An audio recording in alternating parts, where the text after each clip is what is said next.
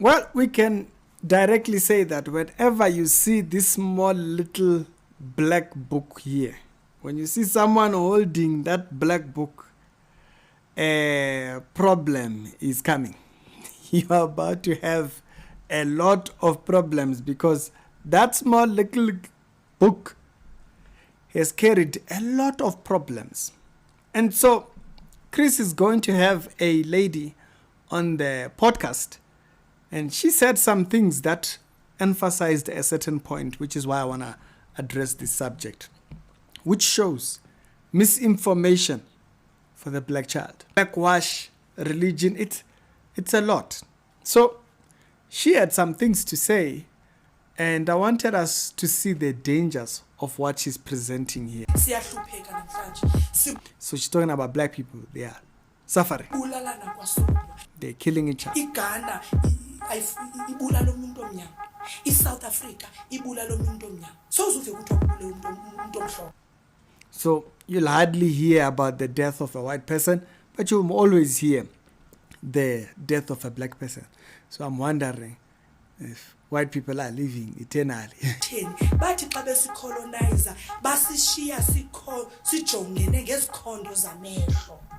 So when in colonization, they left us just armed against each other. So we blame white people. There's only one African faith. That's what she says. Yes, Africa.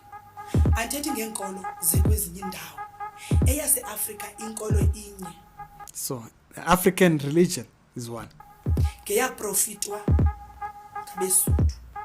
So it was prophesied by different cultures and even the Bible. Okay.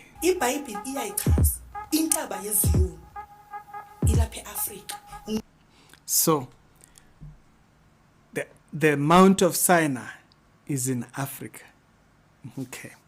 So that's the faith that the Bible prophesied, which is one faith. Now bear in mind, God gave us different languages so that the confusion does not spread all over the place. And so now we are being told it is in the one that we find all. This is going back to the Tower of Babel. God designed it that people be divided in their beliefs, separate. No, there is one. Now you'll remember, when the rapture topic started, I said, be very careful because there is a lot of people that are watching for the wrong thing. We're supposed to be watching for the collapse of governments towards a singular government. You heard Julia saying it. You heard Petrus Matsipa saying it. Now, this lady is saying even the beliefs is supposed to be one. Can you see what's going on? Can you see? Because remember, the Babylonian system, which comes at the end time, has a religion, a politics, and enterprise.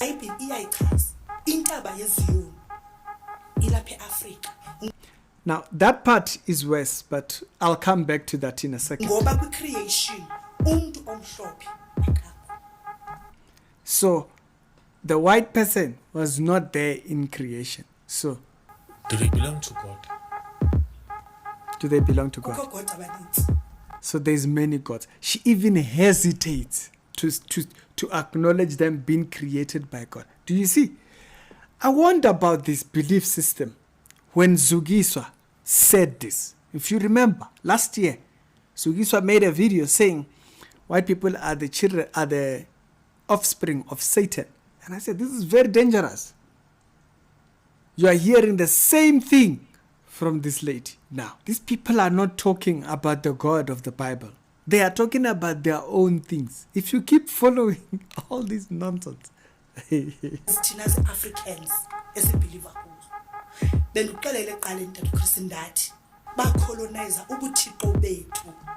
they colonized our godhood. You see now? Do you see that fruit? that the devil fed to Eve. The day you eat, you will be like God. amhlophe lowo god thina usiflathele yokuthe because asikho ana yena. So this God is turned against us because we are not of the same. So this is going against Christianity. It's not only Joshua. It's not only Enigma. There's many that drive people towards their own idea.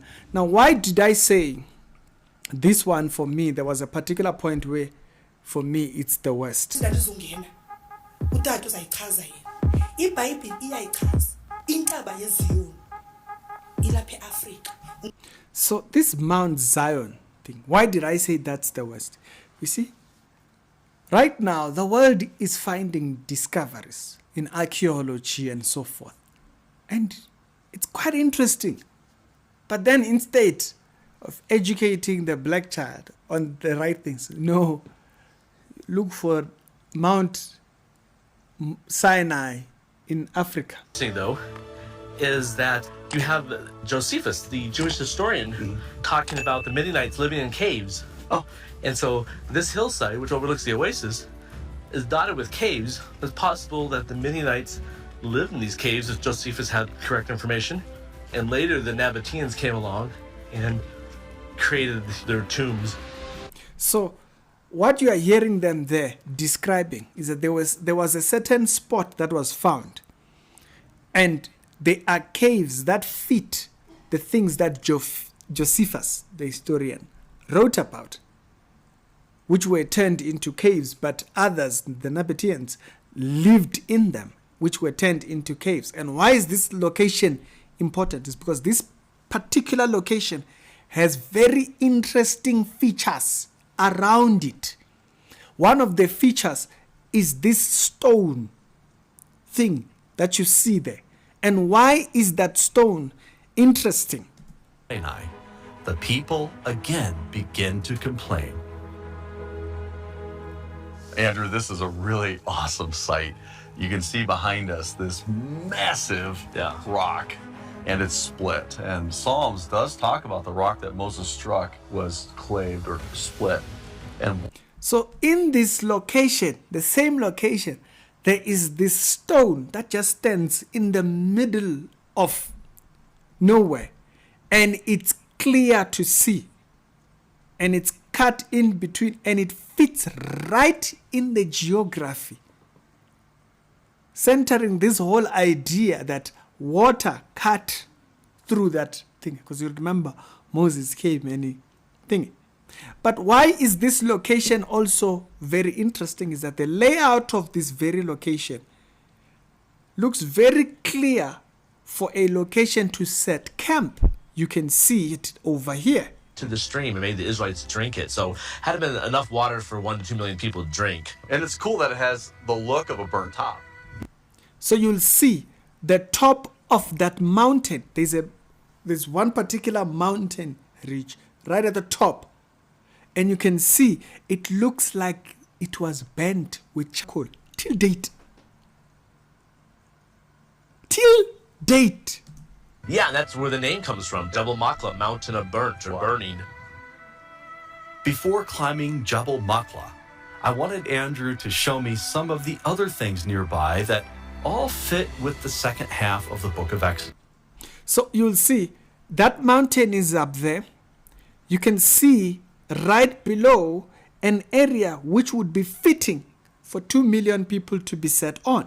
Right here, which where the Jews would have set as Moses went up the hill. Right at the top of that, it fits the geography. Till date, you can see it looks like a barren desert. But why is that important? It's because when you look at that particular top of the ridge, which looks burnt like charcoal. Mount Sinai. Yes. And there are some interesting things here at the base that, again, tie into the story of Exodus. You have the golden calf altar not far from here, just over this. So right at the bottom of that hill, there is a place which stones were clearly laid on top of each other. The other region, there is nothing. There's nothing that's laid on top of each other. But here, right at the base, there is a place which clearly looks like, and bear in mind, this region is not even controlled by Christians. Even the Arabs that live in the area recognize this to be the biblical record spot. They've tried to fence around it because they don't want people to keep tampering around with the region and stuff. Hill. And there's other stuff, right? Yeah, if you look at the very top of this peak in front of us here, there is actually a cave. The only cave on the mountain. And we know from 1 Kings chapter 19 that Elijah fled here and said he dwelt in a cave one night and... So you see, another Bible story fits this very same region.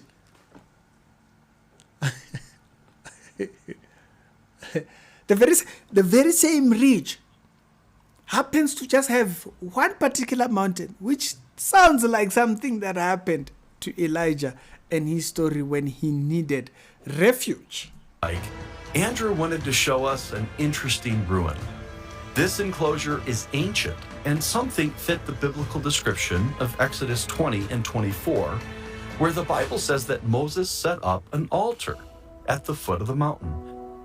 The altar was constructed along with 12 pillars representing the 12 tribes of Israel. And here is evidence of what looks like an animal enclosure and marble pillars. Right at the bottom. There's no residence here. Right at the bottom of that mountain with the charcoal thingy happens to be this, which is fitting for where you would put animals. And then right at the foot right there, there is those pillars, which is where you would build an altar. But then in Africa, there is this idea. It's either in South Africa, it's in Ethiopia. The second option is that he simply followed his sheep to the eastern part of the Saharan desert, which in this case would mean to northeastern Ethiopia. So this is very popular. Misinformation about what to find where, which stories are fitting where. Archaeology is starting to point out some of the stories that we see in the Bible. People here in Africa are being misled and pointed over there. These videos I'm showing you right now, the ones of the thing over the last year. People have gone there and document Christians, archaeological Christians, people who base their entire content around archaeology and documenting for Christians, have shown the proof. Likely, and by the way, it's not just them. In the Arabs, in that area, they literally call it that. But for us, what are we hearing? We are hearing people who are completely going south. We are being told about a Mount Sinai in South Africa or in Egypt or what. Must be very careful. Choose very wisely who's teaching you and what exactly they are teaching you. Structurality Show, we do daily Christian commentary videos. Those particular clips that I'm talking about, you can go and watch them. I'll leave some of them in the description below. Other episodes done today, they'll be down in the pinned comments. But be very careful what information you are learning out there.